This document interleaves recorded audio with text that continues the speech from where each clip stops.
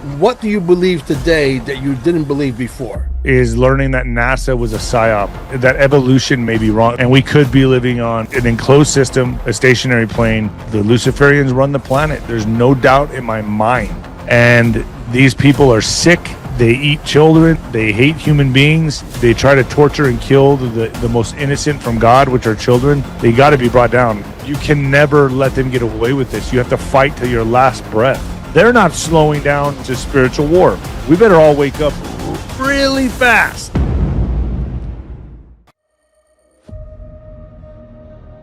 Welcome to the Mel Carmine podcast. Before we begin, I have something you need to see. 11 years ago in Costa Rica, I took a photograph that changed my life forever. I don't claim to speak to God, but I do believe he gave me a mission. Let me show you the photo, then you decide. If you're serious about protecting and growing your wealth, pay close attention. Looking to acquire XRP, I can help. Minimum purchase is $10,000 and there is no maximum. Whether you're investing $10,000 or $10 million, text me directly at 786-704-8817. And while you're at it, ask us how a religious irrevocable trust can get you off the grid and fully protect your assets and investments. Interested in gold and silver? For extremely competitive prices, visit carminesgold.com. Our minimum order is $50,000 and there is no maximum. We can handle virtually any size transaction. Then visit QFS1776.com for exclusive merchandise, links to our social media, and a library of 100% free videos explaining the new financial system millions are following. No hype, no paywall, just information.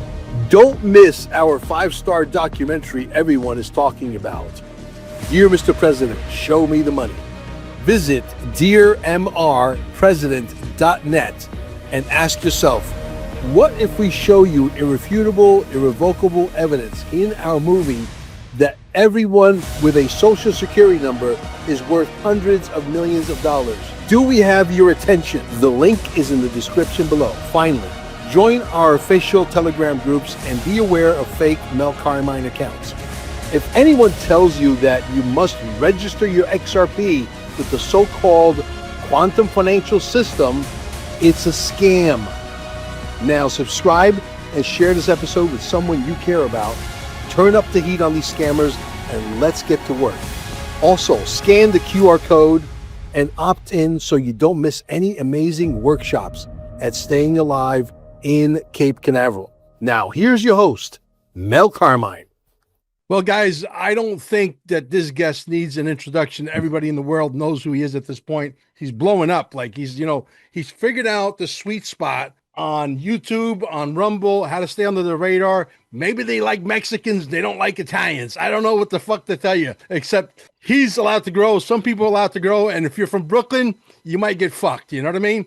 So, but anyway, here we are, brother. I'm watching your shows. I watched the one where you said that people won't show up on your podcast if you don't send them the fucking questions. I said, well, that's the case. I won't send them the questions. That's ridiculous. No, some guests, like most guests that I feel are not hiding anything, they'll come on board, right? They'll jump on and we'll do an honest podcast, whatever. But the ones that ask me for the questions beforehand and want to be, want to be trained at what I'm asking them, or it's all powder puff stuff, and I have to softball them the questions. I turn those guys down, or I make it to the point where they just don't even come on my podcast. I'll be like, are you kidding me? I'll send them a text back like, this is a joke, right? But they there's a lot of people like that, and really I almost feel like putting their names out there because they're frauds. Yeah. And anybody who's scared to be questioned or don't want to have a straight answer, dude, to me, it says everything about them. It says everything about them. Like I have nothing to hide. People know who I am.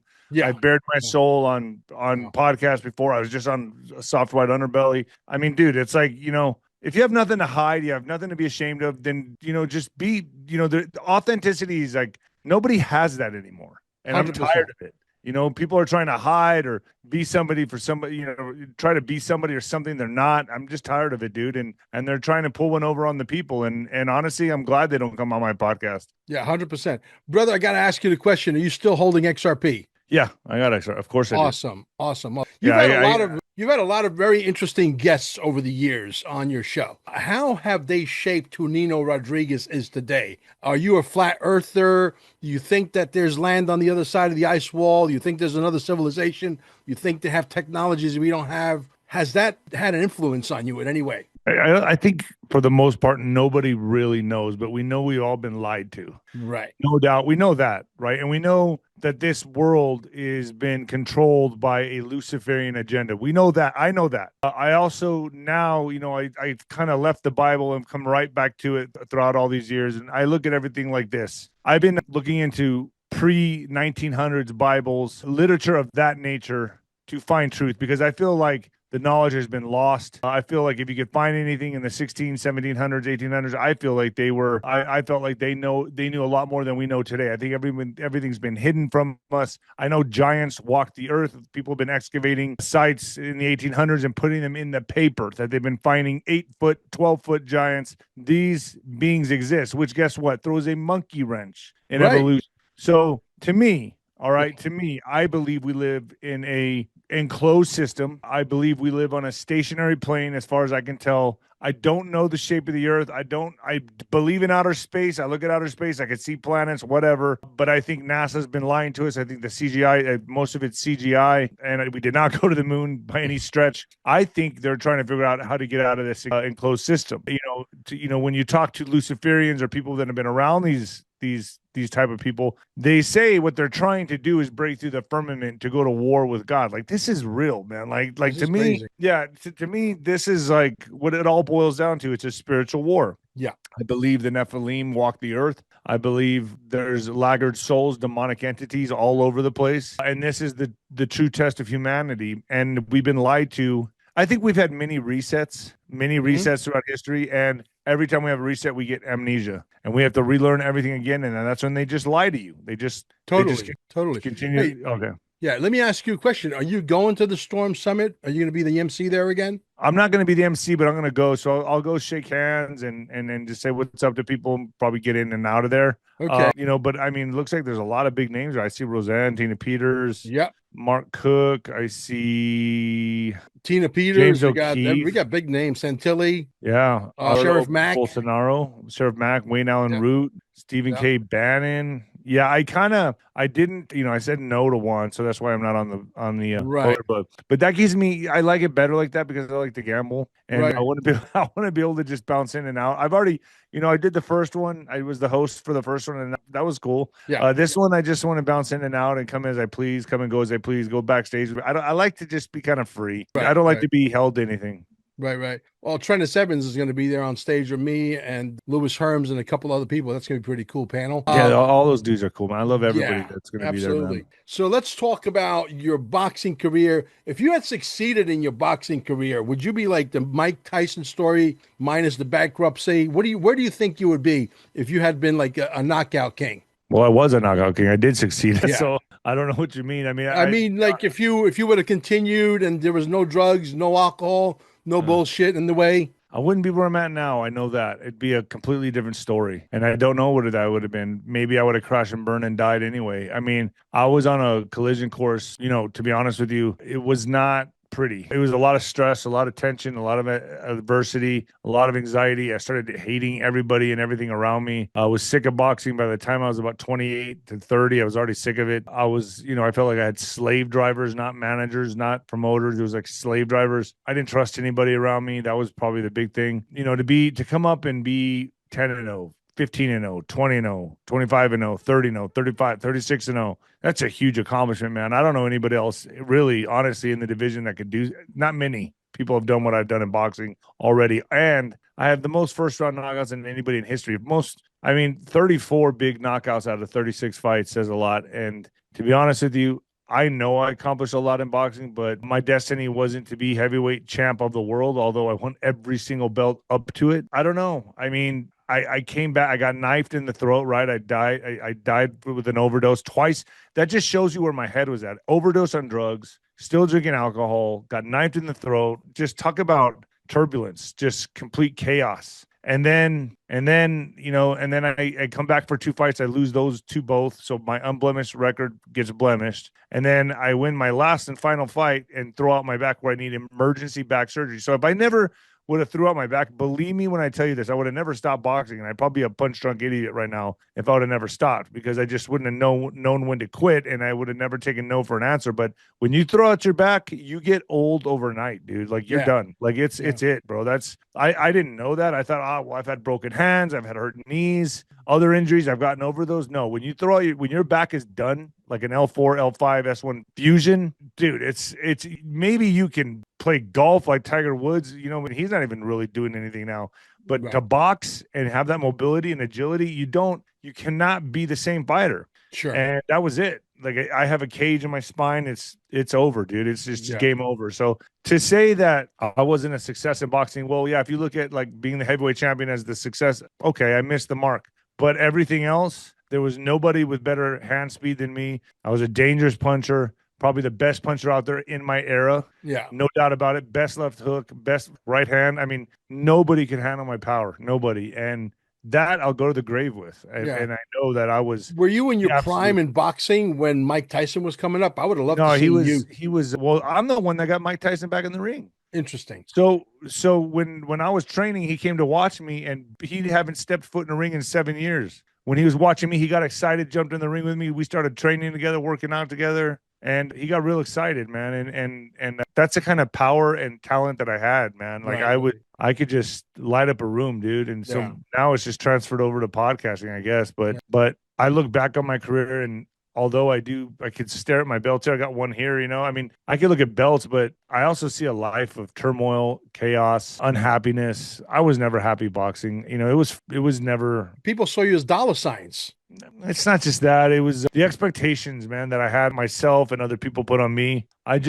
Maybe I just wasn't strong enough mentally. I don't know. It was too much. I had a lot more than other fighters. A lot of fighters were poor, broke. They were hungry. I was never hungry. I just had a lot of issues, and bullying issues as a kid, a lot of insecurities. That's what was my fuel for boxing. But a lot of guys, when they're in the ring, they have hunger issue. Like, they got to pay rent. They got to, they can't eat. I was a little bit of a different animal, man. So that's what I think it was. Right. If you could go back and be either a successful, you have both choices, either a successful podcaster or a successful boxer, which one would you choose? That's a really hard question at this point in my life, dude. Really? Yeah, because 10 years ago, I would have said boxer. 5 years ago, I maybe would have said boxer. Now, I would say podcaster, because, I am affecting so many more lives, doing what I'm doing now. I was not doing that in boxing. It was just glorification. It was ego. I'm a completely different spirit now, dude. Like, we're just a different person altogether. Like, I do not look at the world the same way I did back then when I was boxing, because when I was boxing, it was all about me. Right. And now this is all about the movement. It's all about my passion towards truth. It's about politics. You have to have a brain to do this shit. You have to have a great mind to fight too. Don't let that kid you. But absolutely. But this is touching a lot more lives and reaching a lot more people. Nobody gives a shit what any boxer has to say about anything. Nobody fucking cares, dude. I mean, honestly, let's just be real. Unless they're talking about with other degenerates or other lowlifes about drugs or women or just shit, that low vibrational stuff, sure, people may listen to, but when you're on a level like what I'm doing with like deep state politics, the deep state war, everything that's going on, commentating on the political, I don't know one boxer, to be honest with you, that's transferred from boxing to the political realm. I don't know of any. I don't know of one. I know that or political commentary. I know boxers that have transferred or pivoted into boxing commentary, or they're commentating on fights, but never one that has moved from boxing and into a completely different arena, such as politics, political commentary. I've never seen that. So I would say I'm the first. Right. What did podcasting teach you that boxing could never? Dude, boxing taught me how to be a good podcaster. That's really how I would phrase that, because dealing with the grit and dedication of waking up every morning and running miles, running sprints, training all day, 24/7, had taught me the discipline to do something like podcasting, which is like a cakewalk. Yeah. And I believe I'm one of the hardest working podcasters out there. I'm doing 5, sometimes 5, 6 shows a day, minimum 3, doing my reaction videos. I'm doing research. I'm studying films. I'm constantly thinking of new ways to get ahead. I mean, dude, I mean, it's easy to me podcasting because boxing was so brutal. It was so hard. It was so grueling. There's nothing harder than that. There's just nothing harder than that. Like, you know, the training camps itself were just, the fights were the easy part. The training camps were the hard part. So really boxing prepared me for this. And this, to me, there's sketchy people in both. Like, you have sketchy people in boxing. That industry has horrible people, bro. Like the worst you'll ever meet: mafia, cartels, sleaze bags. I mean, everyone that's just a shitbag gravitates to boxing. So if you have a good heart in boxing, it's going to get hardened. You stay in there long enough.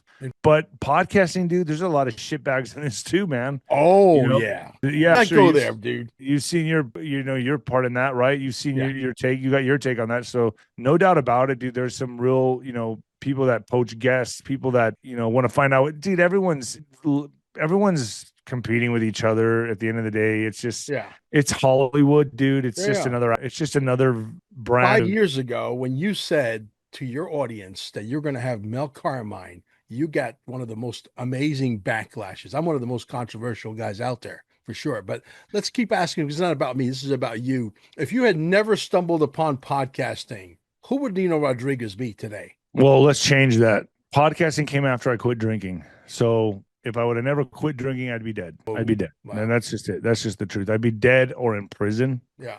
So, okay, those really were my two options. Dead or in jail. I mean, yeah, that would have been it. That would have been, I think I would have had a heart attack, or I would have taken some pills and probably died. Interesting. Well, let's thank God that you're still here, brother. How did you meet 107, and when did he come into the picture as you started your journey into podcasting? Man, I don't know when I met Juan. I want to say 2021, maybe 20. No, it would had to have been before. Geez, it was probably in the time frame of 21, 22, I guess, because I introduced Juan to Jim and Jim Caviezel. They hit it off, and I knew Juan about a year or so before that. So I don't remember who introduced me to Juan, but I'll tell you what, Juan has really taken me under his wing in the beginning, and even still to this day, I enjoy listening to his knowledge. And the guy knows a lot, man. I mean, you can't deny the fact that I'll say this though. I'm glad I stuck with him, because I can't believe the hits I took having that guy on my podcast. I mean, dude, it was brutal. Like, I still get that. People are like so against this guy. Oh, it's Wayne Willett. They go after him. Like, dude, I'm not going to. This guy has gained his own credibility. You can say what you want about him, but he's been over the target too many times, and you can tell the man is intelligent and very educated on what the hell's going on right now. So I like to hear from people like that. Now, I also bring other people into the mix so people can have a more well-rounded opinion, formulate a better opinion on what the hell's going on, right? Because I don't have the answers. I'm not a guru. I just know that I have a passion for learning, and I want to get to the bottom of stuff, and I'm not going to leave any stone unturned, right? I want to check out everything. I want to make sure that, we ask all the right questions. Who do you think he is? I mean, like, he travels. I know who Donald Trump by a factor of at least twice, right? Look, he's read in. I'll just say this. I'll say what I can. Yeah. He's read in. Not many people are read in. He's read in. He knows exactly what's going on behind. If people can laugh at this if they want or not, I don't care. He knows everything there is to know about the Q operation. He knows Trump is a military operation. He understands the game being played right now. If you just look at it from the outside looking in, you never catch him in one place longer than 2 or 3 days. He's on a jet setting to Korea. He's jet setting to Thailand. He's jet setting to Japan. He's jet setting to Antarctica. I mean, this is crazy, the life he lives. Who's funding that? That's a lot of money. That's true. To be spending on going on vacations. What do you want to call that? I mean, I know what he's doing. I mean, I talked to him privately. I know what he's doing, but I would never betray someone's trust, and he's working hard to save our country is the best way I could put it, Yeah, I believe that. What completely changed the way you look at the world today? If you had 3 or 4 guests that was on your show, I'm sure 107 is probably one of them that changed your views completely on several things. Which are those 3 or 4 guests? Dude, Juan is definitely one of them. No doubt the Ghost is another one. And then it's just been a multitude of different guests. Jim Caviezel has changed my outlook on a lot of things. There's been so many, man. And I'll be honest with you, like the one thing that's changed from me today, from 6 years, almost 7 years now. Let's just we're almost almost 7 years ago to today. Is I never was too sure. I knew that I was a religious guy, or I would say I was a spiritual guy. I believed in God. I believed Jesus existed. I believed in Jesus. I was more, it was more superstition, Now I've been baptized. I believe we're in a spiritual war. I see the demonic side clear as day. Clear as day. And I know there's a fight for our souls, man. And I know there's a fight for humanity. And who this entity or these people that are controlled by these higher intelligences or nefarious spirits or entities, whatever they are, they want to kill humans. They want us gone. They hate us. And that's true. Yeah. That I know. Yeah. And so with that being said, we better all wake up really fast because they're not slowing down. Look what happened with COVID. I mean, dude, if it wasn't for Trump, Operation Warp Speed, and I'm sorry, folks, if you don't know what Operation Warp Speed was about, you're way behind the ball. Yeah. To understand what the plan was, what they were trying to do, keep us in lockdowns, take the elections, that was all part of their agenda, and Trump, by pushing us back into work, getting the economy kicked off again, pushing the vaccine forward, it was probably the lesser of the evils that he had to choose, but all of that happened, had to jumpstart America back into work and do everything. It made them fumble the ball. And look who's on trial. Look who's being questioned by Congress right now. It's Fauci. Everything's playing out. The court of public opinion, all of it is playing out the way it should. So, I mean, to me, the spiritual war. I've realized more now than ever. We are in a spiritual war, man. This is for all the marbles, dude. And the Muslims want to take us out, and there's George Soros and Bill Gates and Monsanto's, and we can go on. After hearing so many extreme theories that you've done so many shows, what do you believe today that you didn't believe before? The craziest, man. Like I always knew the moon landing was fake, but the craziest is learning that NASA was a psyop, that evolution may be wrong. There's multiple theories, by the way. And we could be living on an enclosed system, a stationary plane, and people may be rolling their eyes. Well, you just haven't looked into it enough. Because honestly, I think there's a lot there. And the Luciferians run the planet. There's no doubt in my mind. And these people are sick. They eat children. They hate human beings. They try to torture and kill the most innocent from God, which are children.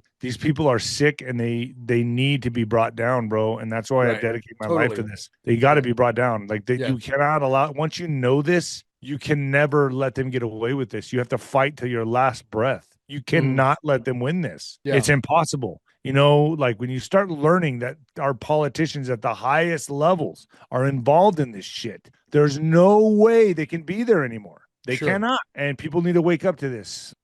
100%. Like you don't do that. You don't hurt children, animals, or the other. You don't hurt people, but absolutely the three in my categories are children, elderly, and animals. Like you don't, that's just, you don't mess with that. Yeah. And these people have no soul, or they've Censorship lost still it. exists. Let's talk a little bit about censorship, because I know you've blown up. You've figured out a way to stay under the radar.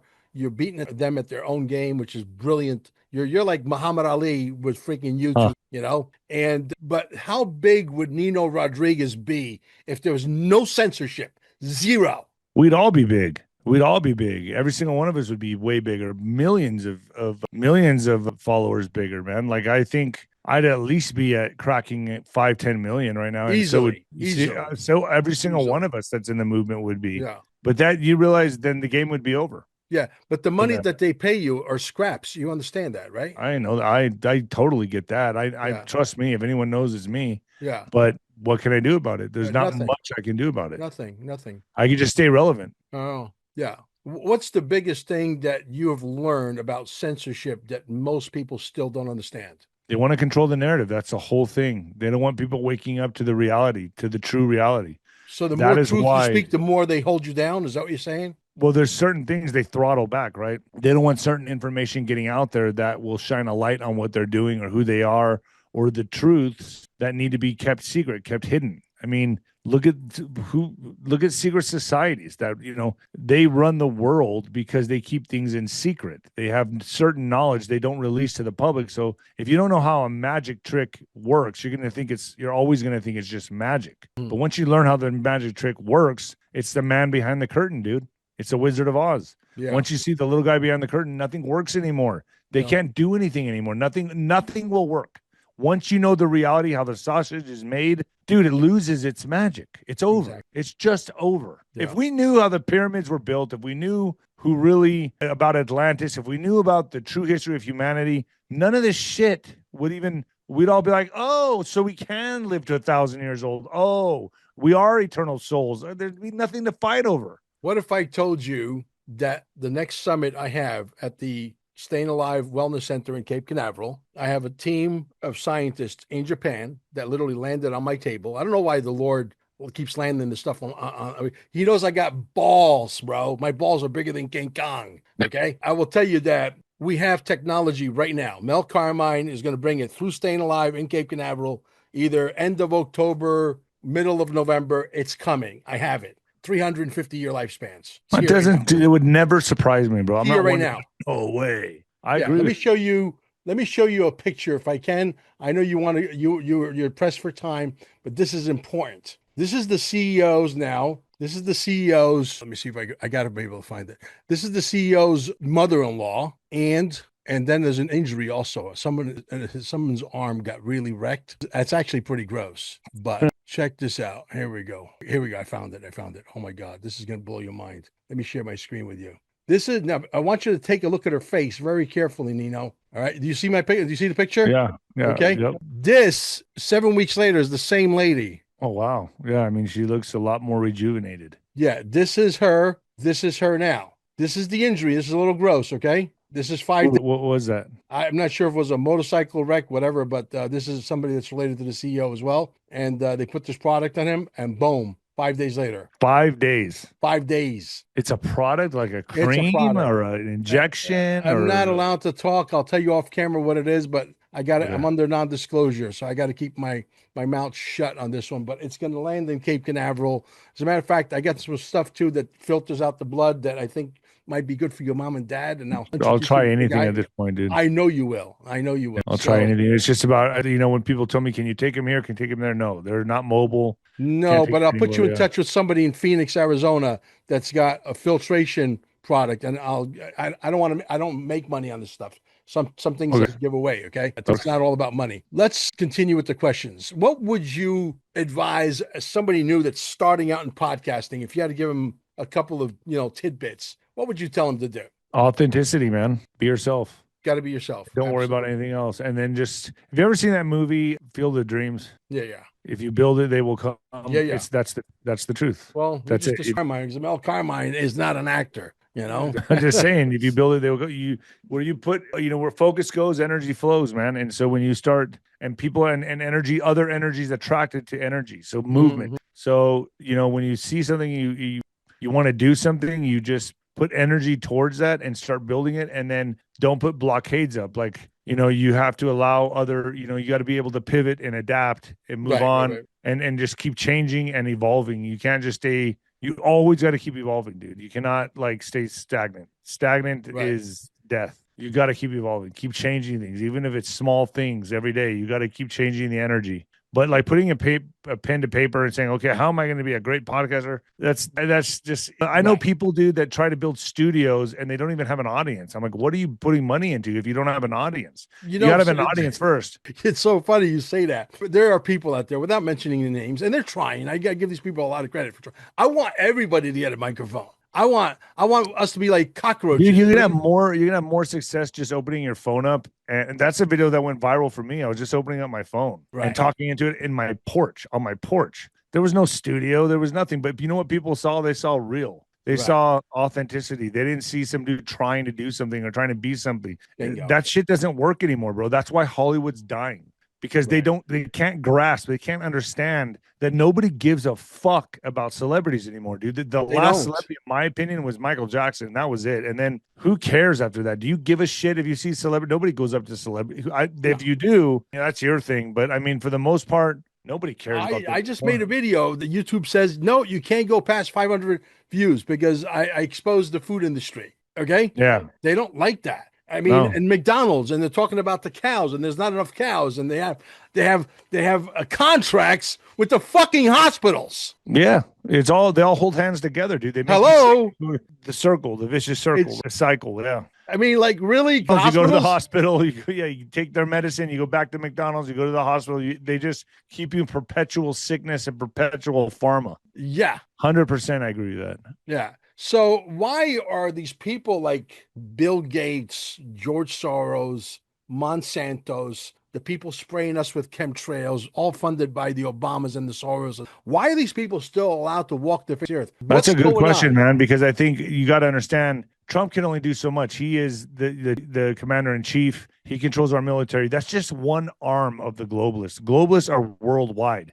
Trump only has strength and position here in America. And that's just the way it is, dude. Like there's very powerful people that own money and can do whatever they want to do to any of us, really. And so Bill Gates and people like that, I would believe that they've probably been wrangled in and interrogated to a degree. I think, when you saw him sitting down with Trump, it looked to me like they didn't want to really be there. And Zuckerberg was just kind of like, man, they looked like they were reined in, if you ask me. Uncomfortable. And very uncomfortable. And I think they're playing ball to a degree, but they're also thinking of ways how to kill this motherfucker and how to or kick the can down the road. And Trump knows he's dealing with vipers. Trump knows he's dealing with demons. He knows it. Yeah. He's in the viper, and 99% of the people around him are scumbags, dude. Yeah. 99 of people around me, you, everybody, this whole planet, the way I see it now, are demonic. It's demonic. It's demons. Brother, there's so much backstabbing in the patriot community. I know for a fact because people talk and little birdies come and they tell you shit, right? I don't even give a shit. I'm just concerned about. I'm just concerned about you're gonna what have I'm that doing. guy on your show. Are you crazy? He's like, he's like the Alex Jones of the cryptocurrency. He's completely nuts. I wish I can become half as big as Alex Jones. I'd be tickled pink. Yeah, but you'd also become a target. Yeah, true. What question you wish someone had the balls to ask you but doesn't? Dude, I'm open for anything. I feel like everyone's asked me. Is there one question that they say, why don't they ask me this question? Really, I feel like I've been asked everything. I don't Really? know. I answer everything, so I don't really give a shit. Like to me, no, I don't think about that. I mean, I just kind of fire off. Right. I'm not intimidated of any. There's not a question I think about like, wow, I wish someone would answer me that. No, I'm fair game, dude. Like I'm confident, dude. Like I said, man, I was able to get in the ring and fight. Like this shit is easy. Like questions don't ask away, man. I don't care. I mean, if I don't want to answer it, I won't, but I probably will anyway. It's just, it doesn't bother me. I don't care. Like I will answer anything. If you could travel 10 years into the future, what would Nino Rodriguez ask Nino Rodriguez? And to myself 10 years from now? 10 years from now, into the future. Are you happy? Happy. Are you at peace? Are you healthy? Are you healthy, happy, and at peace, man? That's all that matters. Yeah. Absolutely. And plus, I'm getting older, man. When I look at it now, I'm like, dude, I got less years ahead of me than behind me. Right. That's and seeing my parents going down this decline of like every day, I don't know when the shoe's gonna drop. Like, right. Knowing that's all of our fate. Like that's where we're all going. I don't give a shit who you are. Like, I don't care what kind of ego you have. You were once a little drooling baby, and you will be a drooling old elderly person. Like you live long enough. Yeah. Absolutely. End of story. Yeah. Father Time is undefeated. We came from that. We go back to that, and I'm watching it. And it's just like, it's very humbling and in some ways humiliating, when I have to take my parents in public and I see how people look at us or something like that. But I know that it gave me an education in itself that we're all going to be there, dude. It doesn't matter who you think you are. Come from diapers, you'll go to diapers, man. Promise you that. And if you live long enough and Carmine has something to do with it. Well, I promise you. Saying it looks like God has a lot more to do with it than. Well, he's sending me this stuff, but he needs delivery guys. I'm like the Pizza Hut, the Domino's pizza delivery guy, right? I'll be honest with you. I wouldn't mind living another 50, 100 years, but it would all depend. Like, do I outlive my family? Do I outlive people I know? If that's the case, who wants to live that long? I don't. I mean, I don't want to go when everyone else is like, you outlive your kids and shit. Fuck that. Like who wants to live like that? Like to me. No, I've lived, honestly, I'll be honest with you, dude. I've had a good life, bro. Like I've had a good life. I'm happy. It's been chaotic and crazy. I accomplished a lot. I had a lot of ups and downs, dude. I'm good, bro. Like whatever. Do you think you'll still be podcasting in 10 years from now? Yes. Yes. Yeah, I do. Okay. I think I'll be peaking in the next 5 to 10 years and then maybe go another 5, 10 after that. I don't know, bro. If you can go back in the time capsule, right? 5 years, 10 years, 20 years, what would be 5 things that you would change that you would do differently? got it. I'd be a different person today. So I don't know if it was like destiny or not, but I would have never drank. I would have slowed my roll on that. No cocaine. No cocaine. I would have listened more to the people around me that were guiding my career, and I would have reined in the partying for sure, man. Like, yeah, but like I said, though, dude, like this is very important. I cannot stress this enough. The crash and burn had to happen for me to change. Like, it had to happen. Like, there was no coasting in uncomfortable misery for me. Like, that's when people don't change. Right. You're just kind of like in this, or I should say comfortable misery, when you're just kind of like, this is just what it is. Sure. I'm okay with this, nothing really drastic's happening in your life. Nothing's really jolting you to change. That, my friend, is the most fucking dangerous, because then you stay there, and then 5 years go by, 10 years go by, 20 years go by, and you're still there in the slime, and you don't understand. I crashed and burned. Boom! Nuclear bomb went off in my life. I had to get up and frantically find the pieces, or I was dead. Yeah. Like that to me is everything, because if a bomb didn't go off in my life, I would not have been jolted to change. I had to be jolted. Absolutely. So that's my story, man. A bomb went off in my life and I had to pick up the fragmented pieces. Yeah. Like, that's really how that came about. Like, because otherwise I would have never changed, dude. And I know a lot of people that are in that situation. They're not in that situation, but are in like just comfortable misery, dude. And I'm like, you can't tell them anything. You cannot tell them anything. They have to get out. They have to hit a rock bottom themselves. And if they don't ever hit it, their rock bottom could be death. Yeah. So thank God mine wasn't death, but it was, like I always say to everybody, dude, rock bottom has a basement. I've been there. Do you think we make it out of what we're in right now? At what cost? How many casualties? And will the normies short circuit? Yeah, I think we're gonna make it, but there's gonna be more casualties to come. Yeah, because they're not gonna just wave a white flag and say, "Okay, we give up, we're done, we're gonna roll over." It's gonna get ugly. I hope we have Trump all the way to 2028, because that's how ugly it's gonna get. I think they're gonna really go all in to take him out. I think there's gonna be, something's gonna happen in the midterms, whether it's a delay or a pause. I don't know exactly. Juan says it will be. Steve Bannon sees a national security emergency. Okay, those guys know more than I do. But I think that's just going to be the beginning of the fight, dude. Like, that's not like, oh, we won, let's all celebrate. No. We can go back to watching sports. Yeah, we can go back to watching sports and enjoying life a little bit, but we got to keep an eye on who's running shit. We can't, just be distracted like we were in the 90s and the 80s anymore. That's over. That life's over, dude. That's way past gone. Right. That's gone. Like, I think I've never seen, now, did you ever, conspiracy theories, politics is mainstream now. Sure. That was never like that 5 years ago, 6 years ago. None of that that's why so many people got vaccinated, bro. Correct. They didn't know. Correct. Nobody knew. Yeah. We did, because I've been on this since 9/11. I've been on this for 43 years, dude. What technologies do you personally think that they are hiding from us? For example, like anti-gravitic flying machine, so that when I go to Vegas, I could just go into my garage, get into my freaking thing, and be there in like, I think anti-gravitic machines are one thing, but I think it's also transporting. Like teleportation. Teleportation, dude. That's it. They have it. That's hell yeah, dude. That's what happened to the Malaysia Airlines. So you can't tell me, could have people in the 1800s ever fathomed an airport where you get on a plane and fly 500 miles an hour to another city? No, they couldn't fathom it. But you know what they can't, what we can't fathom now? Teleportation centers. Let's say you go somewhere and you go, you're gone. You just stand in line and you're gone. Like, you go through those scanners in the airport, except you're gone and you're in another place instantly. Another dimension instantly, if you want to know the truth. Mm-hmm. I mean, med beds, the whole thing, it's all there, dude. It's all, whether it's alien technology or just technology that has been discovered that they just have not released yet, whatever, it's there. We know it's there. They're hiding it from us because they want to kill us off. They want it for themselves. That's some of us are hard to kill, dude. Yeah. We're staying, bro. You and I are staying. It's like a cockroach. Iran had to happen, as far as I'm concerned. Okay, many podcasters, unfortunately, have turned, big podcasters, I may say, without mentioning any names, have turned on Donald Trump. It's a shame that they've done that. Do you think some of them are being paid off? Yeah, absolutely. Dude, you have Hunter Biden on your podcast, you're getting paid off. That's it. Sorry. But spoiler alert, you got Hunter Biden on your podcast. You got Hunter on your podcast. You're being paid off. Guess who doesn't have Hunter on his podcast? Me. Guess who I do have on my podcast? Judge Joe Brown, who has seen 3 of the laptops. Okay, that's who I have on my podcast. I like the fact that they printed the laptops. You know that? There's books that are actually just printed. Judge Joe Brown saw them all. Yeah, yeah. So do you feel a nuclear exchange can happen at this point, Nino? Still. Do I feel a nuclear exchange can happen? Yeah. Yeah, I do.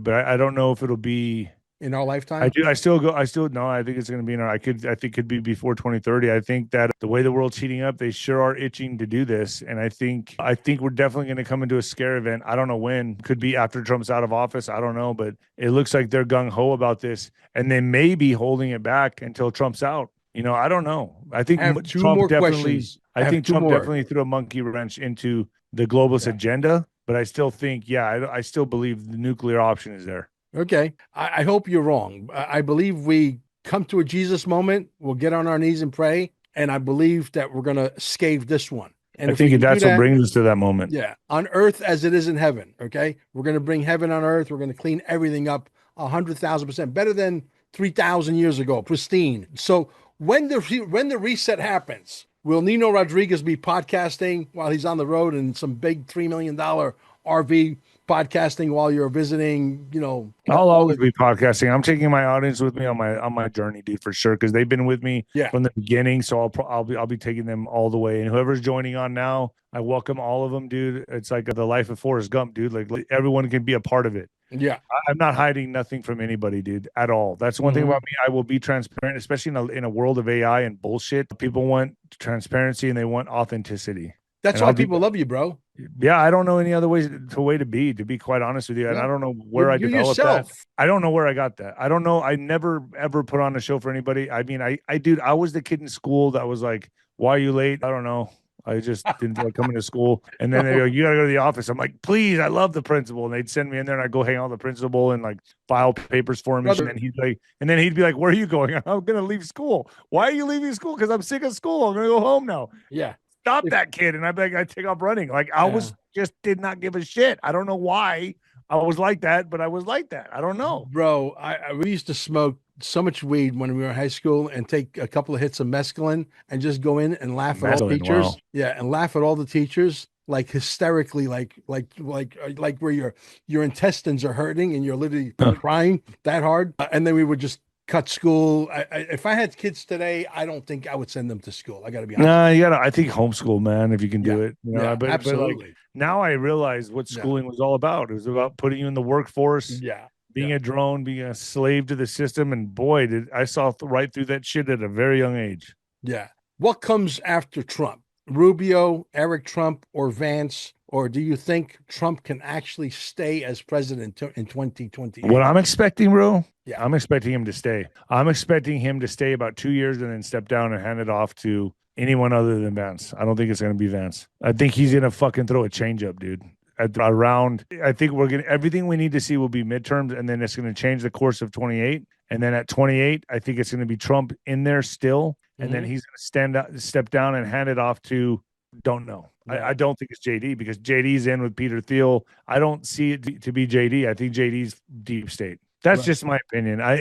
And Trump can talk about him in the highest regard, whatever. I just don't feel like he's the guy. Yeah. That's just my opinion. What are the chances of Mel Carmine getting you to my Quantum Summit? We have several products that are coming out that I'm going to introduce you to. One is a parasite cleanse that actually kills all of the parasites completely, which means people will lose 30, 40, 50, 60, even 100 pounds rather quickly. The joint pain goes away. The fog goes away. Your pineal gland works better, all the stuff.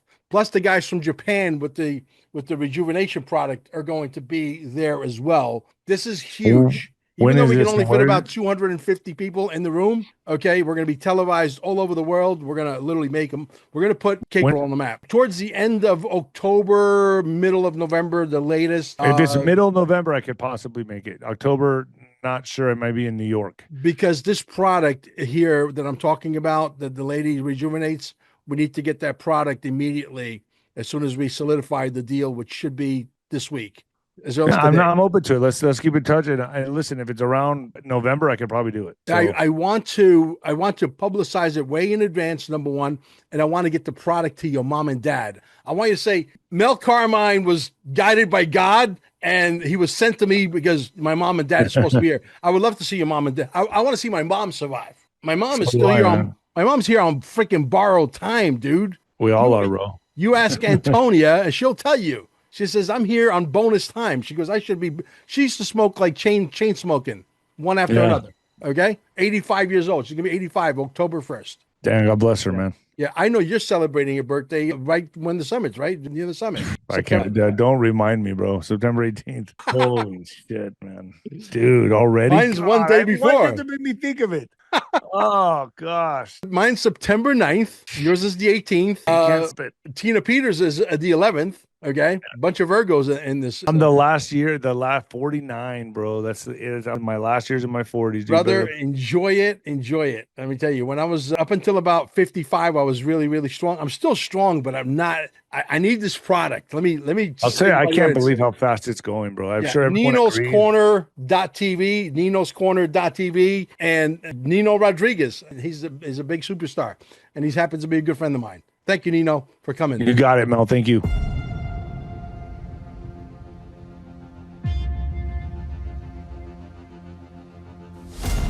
A structure so deeply embedded, most of those inside it don't even realize what they are a part of. Institutions you trusted operating within a framework you were never meant to question. And while you worked, struggled to survive, something bigger was moving behind the curtain. In this documentary, we exposed the largest financial deception in the history of mankind.